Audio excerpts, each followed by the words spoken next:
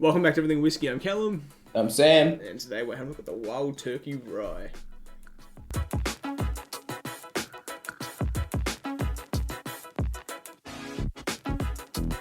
Now, before we get into it, I'll address the camera quality. I have no idea what's going on. I went in the settings. I look like I've had a spray tan and I've got a massive zit as well, so ignore it. Well, yours is actual physical issues. Mine is just the camera stuff. I look like orange and overexposed. It's awful. Can't fix it. Anyway, the whiskey today, the Wild Turkey Rye. Anyone that's been around for a while would have probably heard us mention.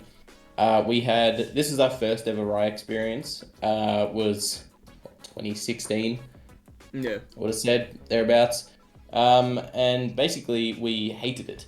It was disgusting. Back then we didn't enjoy bourbon at all, and we had barely dipped our toes in Islay, so we're pretty much just Speyside Highland people. We're just Scotch guys.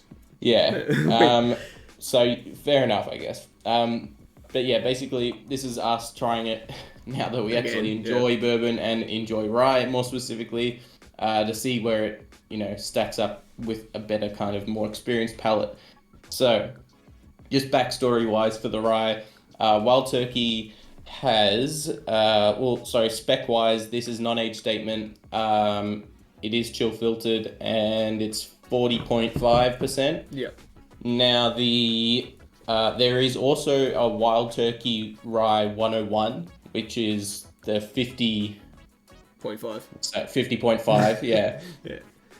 50.5%, which I hear is really not bad. But the whole story behind why this came out, because it's only been released relatively recently. So initially back in the day, there was originally only Wild Turkey 101 rye. There was no other specific rye whiskies being made there was only the one line. That's all they had for Wild Turkey. Then it kind of got a bit more popular and no one was ready for it. They did very little distilling at Wild Turkey Distillery for rye specifically. So they decided to pull back distribution of the 101 and then release in, I think, 2012, the just regular, the 81% proof rye. I can't speak. So they did that because they can stretch the product much further. Yeah. That was, I believe, Eddie Russell and Jimmy Russell's, one of the Russell's ideas to do that.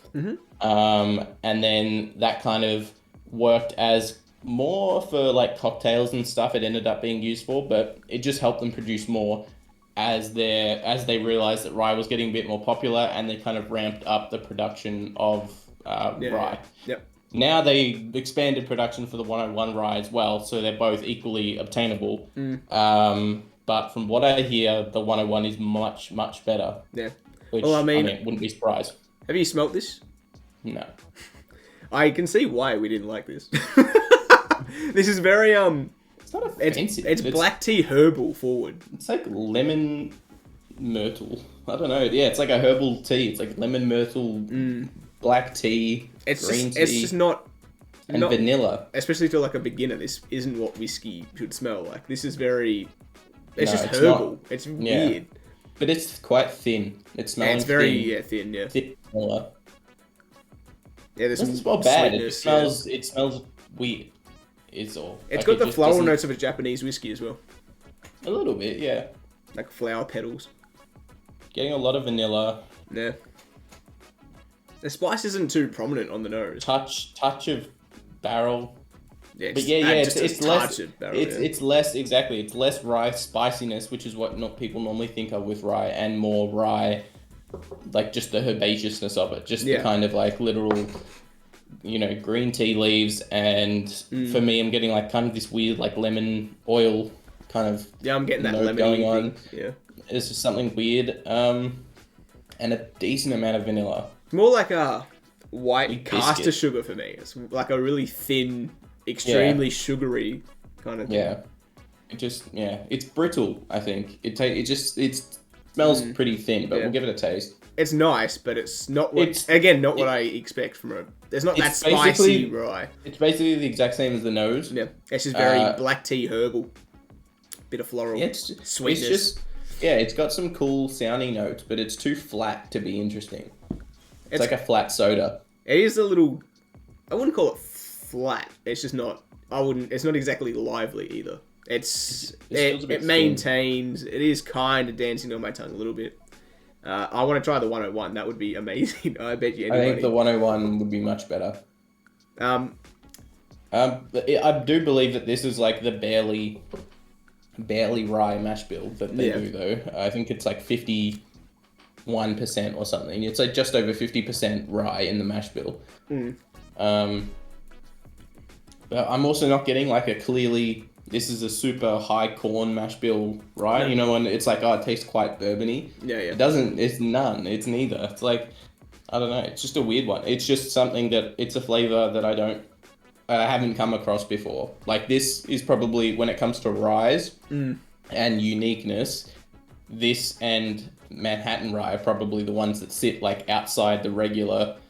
The regular flavor zone, and then those two are on the outside. Or Manhattan one was very different. But if we just not had enough ryes. Because I reckon people would argue that this is core rye. I reckon people would argue that. Manhattan probably, because we're getting raisins and sultana kind of things. Yeah, that was a wild That was very weird. For me, I'm just going off that. But I have heard these notes, like black tea, floral. Me too, but there was also a lot more other things going on in it that we normally do get from other ryes.